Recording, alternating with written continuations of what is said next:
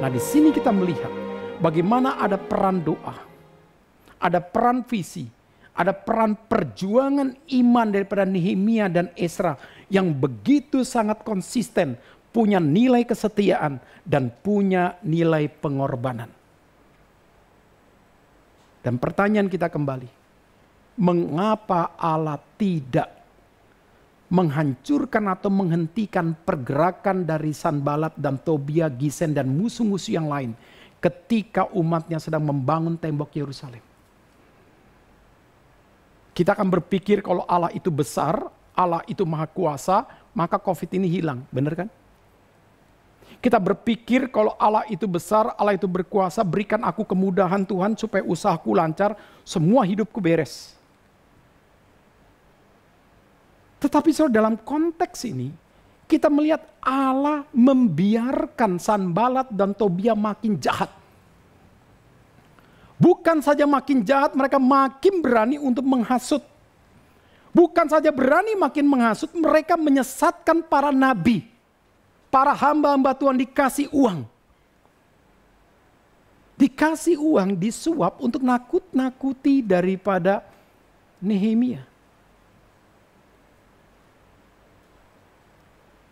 Tuhan biarkan.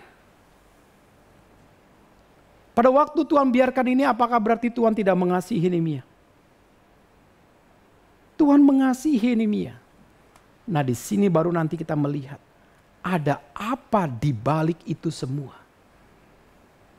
Jadi kadang-kadang saudara, kita harus berpikir, kita juga manusia yang kadang-kadang akan bisa melewati ini.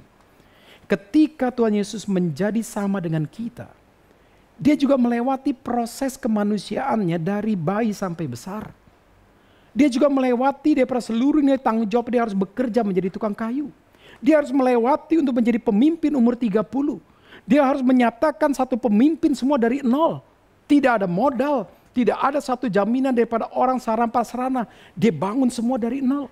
Ketika ada musuh, ketika ada orang-orang yang ingin membunuh dia, Tuhan tidak semesta-mesta langsung menghancurkan orang-orang Farisi, ahli-ahli Taurat, ahli-ahli agama, semua ahli-ahli politik, semuanya dihilangkan. Tidak. Itulah penghiburan kita. Bahwa jikalau kita punya penderitaan batin, jikalau kita punya penderitaan psikis, diizinkan Tuhan, maka lewati itulah bersama dengan Tuhan. Ya.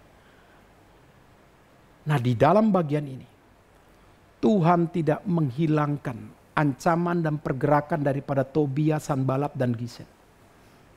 Kenapa? Karena Tuhan sedang ingin menyaksikan siapa aku kepada mereka.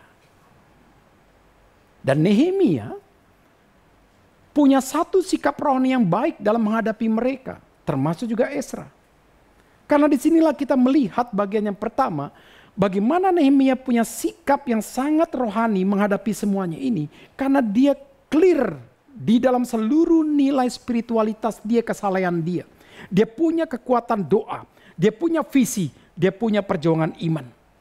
Lihatlah di dalam Nehemia 6 ayat 14-16 yang tadi kita baca. Ketika Sanbalat dan Tobia semakin jahat, bahkan merancang satu pembunuhan dalam nilai strategis dan bersifat politisir. Ini kan satu kejahatan yang luar biasa, bukan saja benci, bukan saja dendam, mau membunuh Nehemia. Kenapa? Karena sudah dipakai pendekatan penghasutan tidak berhasil. Pakai pendekatan mempengaruhi pada nabi-nabi hamba Tuhan tidak berhasil. Maka caranya bunuh. Ternyata sikap Nehemia dalam ayat 14, dia berdoa kepada Tuhan, menyebut nama Tobia dan nama Sanbalat. Nah, disinilah kita belajar kalau mengingat bagaimana ketika Nehemia mendengar pertama kali apa yang terjadi untuk Yerusalem dalam Nehemia 1 ayat 1-3. Maka sikap dia dalam ayat 4, dia berdoa puasa kepada Tuhan berhari-hari. Jadi di sini kita belajar bahwa Nehemia itu percaya doa orang benar besar kuasanya. Dia percaya doa puasa juga punya sesuatu kaidah untuk bagaimana melatih kita makin bersandar dan bergantung kepada Tuhan. Dan ini pun dikatakan dalam Yakobus 5 ayat 16b. Kalau kita sakit karena dosa, saling mengakui, saling memulihkan. Setelah itu ayat 16b. Doa orang benar besar kuasanya. Ini adalah doa relasi dalam pemulihan diri. Dan kita percaya sekali bahwa saudara, bahwa doa daripada Nehemia itu menunjukkan ketergantungan Nehemia kepada Tuhan yang memiliki semua daripada dirinya, yang memiliki semua daripada ciptaannya.